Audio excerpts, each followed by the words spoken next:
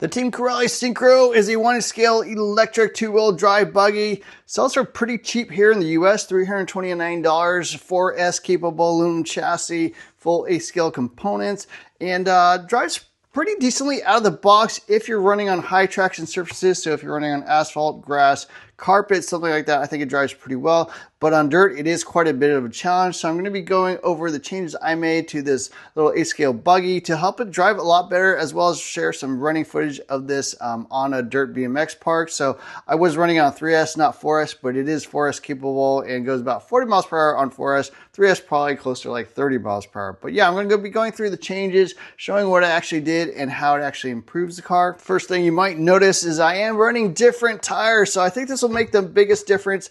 The stock tires are fairly hard. They're also very squared off tires. So as you roll through the corners, they kind of get on the edge, kind of lift the outside of the tire. And I think you lose a little bit of contact patch. I'm just running standard 8-scale buggy tires. I think it works totally fine. Personally, I have the Proline Hex Shots on here, so I think they're in the soft compound. They are actually a race tire, but they work pretty good just for all-around bashing as well. So this provides the biggest difference. Stock tires are just a little bit too hard for dirt. If you're running on asphalt or pavement, I think it's fine, but on dirt, you really want softer, grippier tires. The tread pattern, I think, on this is a little bit better for a finer, loose traction type surface. So number one, that is definitely the biggest difference. Number two thing I did was adjust the preload on the shock. So I am running actually 6 millimeters here from the top. So 6 millimeters of preload in the front. In the back, I am running just 1.5 millimeters here on the back. You really want the arms pretty much, flat. If you have too much preload, it kind of rides up high, tends to roll a little bit more in my opinion. So getting it, sort of centered there on the arms will provide a little bit of additional traction, less roll. The biggest thing I notice about this buggy is it does tend to roll a bit. It is set up more based off the 4-wheel drive platform, but getting it set up more for like a low slung 2-wheel drive vehicle, I think will make it handle a lot better. A third thing I did was actually go up a lot lighter in the shock fluid. So out of the box there, 500 CST front and rear. I'm running 350 CST front and rear. I think that's much closer to what you would want to run on dirt. That's about 30 weight. I'm running Team Associate oils, but 30 weight or 350 CST provides a lot more suspension action. It's very stiff out of the box. There's tons of pack in addition, just kind of out of the box. I think the piston holes are a little on the small side, but it is designed much more for big air. But for this 2-wheel drive vehicle, I don't think you're going to be doing as many stunts. You're not going to be sending it as much, 30 feet high in the air. You're going to be keeping it more on the ground, in my opinion. It doesn't, rotate as well in the air. It's much more of a land-based type vehicle, so you don't need that thick of shock fluid. That probably comes from the Syncro 4, which is a 4-wheel drive version of this, and I don't think you need that. So definitely lighter fluid. You can even go lighter if you want. I think even 300 CST would probably work, especially in the front. There's not a lot of weight up front, so you don't need super stiff shock fluids all the way around. Next thing I did was to lower the rear upper link. So on the back end, you can see it's normally in the middle on this upper link. I lowered it, which actually raises the roll center, so it tends to roll a little bit less. Again, that's one area where I felt like that's where you lose a lot of the traction, is as you go around a corner, as the buggy tends to roll to the outside, it tends to lift the inside. Higher roll center will actually prevent the buggy from rolling quite as much. You can also do sway bars if you want to spend the money. That would also make a change. But a simple change kind of gets a similar effect, is just to lower the upper links here in the back, just to raise the roll center. Next thing I did was actually to add droop all the way around. So out of the box, it had quite a bit of droop, especially in the rear. I'm running pretty much flat front and back. As you can see, the axles are, basically aligned with the bottom of the chassis. So you really don't need a ton of droop on this vehicle, in my opinion. If you're doing huge air, yeah, that'll add more suspension travel, allow it to land a little bit more plush. But on the ground, this buggy, in my opinion, already rolls quite a bit. Makes a pretty significant difference, not allowing it to basically lift that inside wheel and tire as much. Provides more of a stable contact patch on the ground. It just keeps the car flatter all the way around and less likely to lift the outside or inside wheels. Another change I made was to move the battery to the rear position. So there's this little divider here. You can move it to different locations. I put it in the front so it scoots everything back.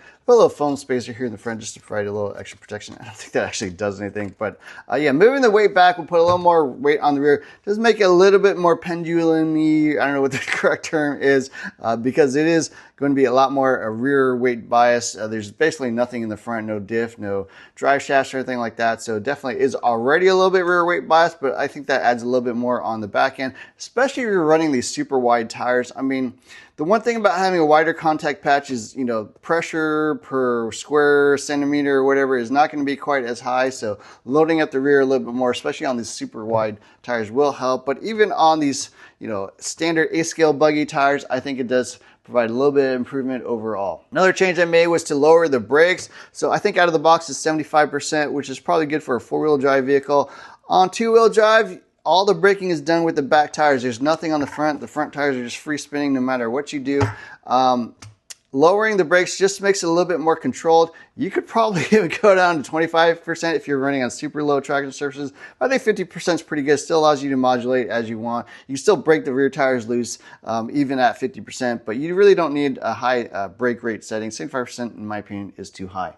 Another change I made was to loosen the slipper clutch. So there's no center differential here in the middle. It is a slipper clutch with a massive spring. You can see that little collar, that red collar that you need to turn to adjust it. So there's two set screws, one on each side. There are flat spots on the shaft that it's actually riding on. So you need to loosen those set screws, back it out. I backed it out, I think about one full turn, pretty much all the way. I don't think you need much of a slipper setting. Especially if you're running on 3S, 4S, maybe back it off half turn, in my opinion. Seem to be okay on loose dirt, but yeah, that just allows the rear end to grab a little bit more, less likely to get instantaneous power to the rear tires and, you know, break them loose. Not a massive change, but it definitely helps. Any little bit helps in terms of traction, and that's one area that will improve the rear end a little bit. I also made a change to the front end. So I am running, I guess it's more Ackermann. So I moved the links to the back hole on the Ackermann plate. So, or Ackermann bar, you can see here, it's all the way to the back. Out of the box, it is on the second to the backmost hole. There's a lot of basically toe out on this buggy, which I think is appropriate for a four-wheel drive vehicle, but two-wheel drive, you want a little bit less toe out. You want a little bit more straight, in my opinion. You don't have quite as, you already have tons of steering, so you don't need more. That just actually has more Ackermann overall.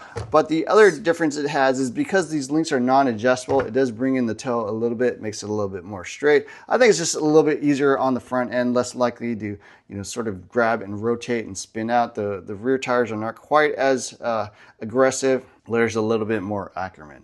If you really want to go crazy, you can actually run tire sauce. So I have this TDK high grip tire sauce. I like this because it is biodegradable. It's non-toxic. A lot of people use really nasty chemicals that are probably really bad for your health, but this is biodegradable, so a lot less. It's non-toxic actually. So that's my preferred tire sauce of use. I was running it on these tires, you know, before I actually tried out the Hex shots. It did soften the tires a little bit. Definitely gives a little bit more grip. Not a massive amount. These are very, very hard tires out of the box, but it does soften a little bit if you want a little bit more traction. And if you have a bottle of that around, you can use that as well. Finally, the last change I made was to use a different radio. I'm not running a gyro at all, but I am testing this FlySky FSG 11P. Actually, a pretty fantastic radio for not that much. I got mine off Banggood. Sells for $179. Has a couple little bugs that I'm still working through, but I think they are trying to fix that. So great radio overall. That will also improve just the control of this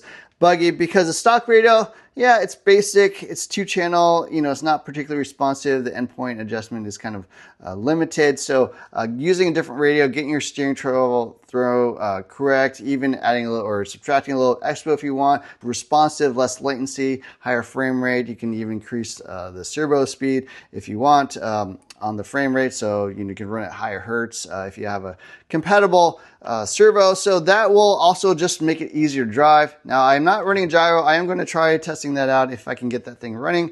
But these are changes I think will improve the performance of this buggy like 100%. It's way easier to drive on loose traction. Now I was running on 3S, that again will also make it a little bit easier to drive, but even on 4S, I think it will make your driving experience a lot more pleasurable. And these aren't things that cost a lot of money, right? Maybe the tires, if you want to spend the money, that will help. If you already have a set, that's great. But all these changes you can do. The great thing about this platform, it is tunable. You can set it up for how you like it to drive, and they provide those options out of the box. So I'll share some running footage anyways. Don't forget to hit the like, share, subscribe buttons. Look for more videos soon. And thanks for watching.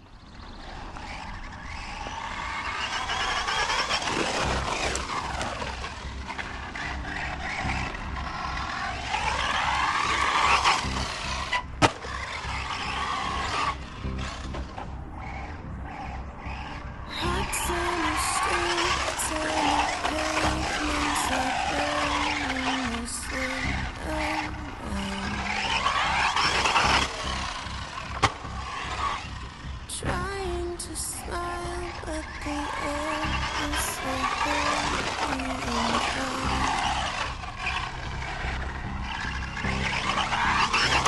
It's a cold, cold summer, leaving me here on my own. It's a cold, cold summer. Now you're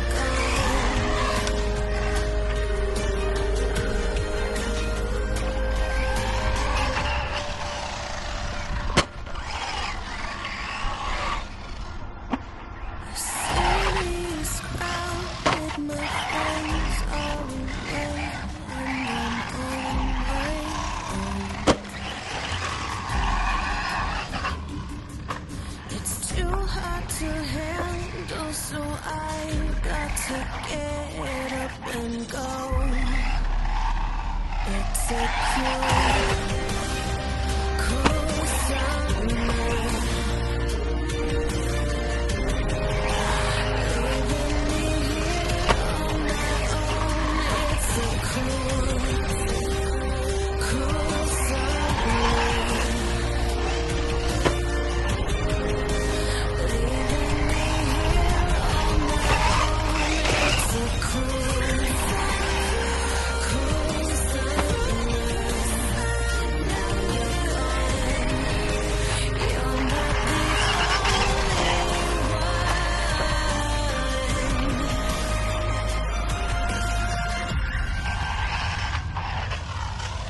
Ooh.